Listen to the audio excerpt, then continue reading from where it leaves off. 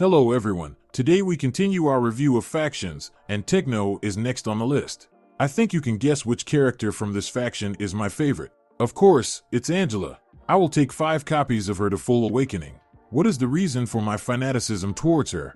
I consider her to be one of the best supports in the game, and I try to include her in each of my teams. She has a charming effect on opponents, which is her main strength. There's also a small amount of healing, but it's quite insignificant. Increasing the attack of your allies and all other abilities make her an ideal support for main damage dealers. Be sure to upgrade her personal artifact as soon as possible for a faster ultimate ability. Also, collect a full set of her cards so that she remains active even after her death. A 9-tailed fox, ferret, or an ordinary cat would be ideal companions for her. It is used in all game activities, PvP, campaign, bosses, towers. The next character we will discuss is Atlas. His relevance in the story decreases around chapters 60 to 65, but for the faction Tower of Babylon, he is still very useful in conjunction with Leila and is not used in PvP at all. We will use Sandram as a pet as the deer would be too powerful for him.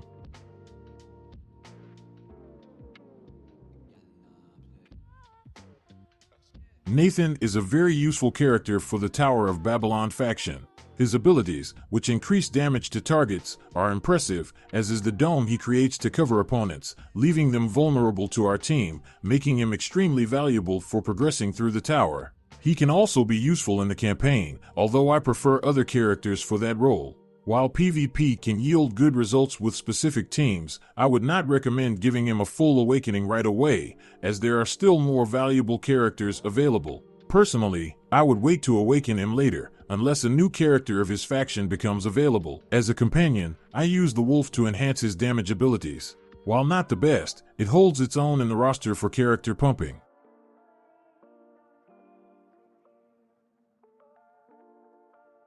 Leila. To me, this character is actually quite controversial. She performs well in faction battles in conjunction with Atlas and Sylvana in the Light faction. However, she does not perform exceptionally well in the game. But if paired with Hell, she becomes a perfect combination for passing high levels of the campaign and specific PvP battles. So what can we conclude from this? If you have these characters to combine with Leila, she is definitely worth upgrading. However, if you don't have them yet, it may be better to delay her improvement and focus on other characters. I use Wolf as a companion, but she is not worth an epic one.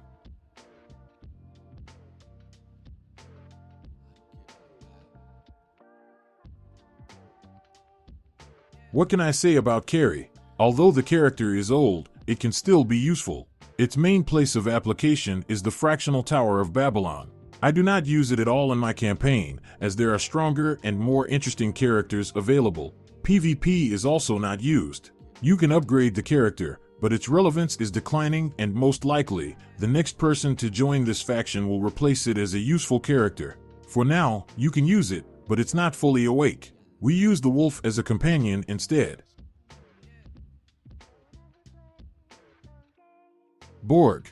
To my great regret, this character is absolutely irrelevant, except for controlling a kind of back jumper. In PvP, it can be easily controlled by Angela, and in PvE it does not deal any damage at all in late game. In the current state, I would not recommend improving it. Edith is one of the best tanks in the game at the moment, especially when considering that she comes from a regular faction. We are taking her to the next level with the infusion of maximum resources. She easily controls the Borg and Saber opponents, without letting them jump on her. She provokes opponents by distracting them with a lot of attention, but her only drawback is that she needs a second character in front of her for safety, as after jumping, one enemy character can reach our middle line. She is a very strong and useful character that can be used in the campaign, tower, and occasionally in PvP combinations. I usually use Sandram as her companion.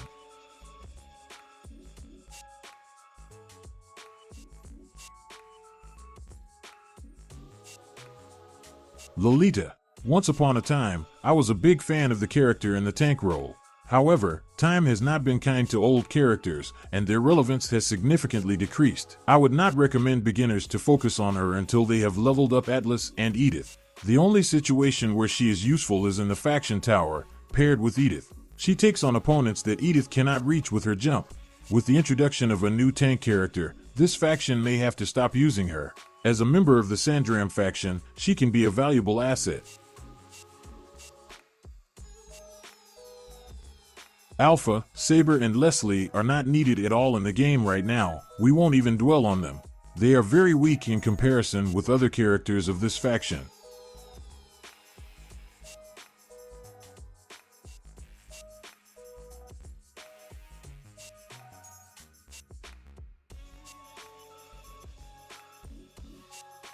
Now let's talk about Cloud. The character is very useful, but only in specific situations like saber control. He does not jump because of Cloud's monkey. You need to put him in the first row to make it work, or control the magicians of the back row of opponents, to improve slowly, without a serious infusion of resources.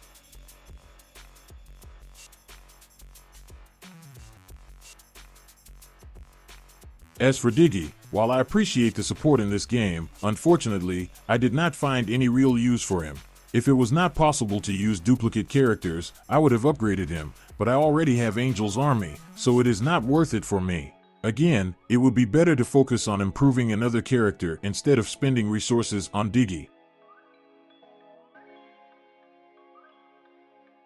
That's all I wanted to say about the Techno faction.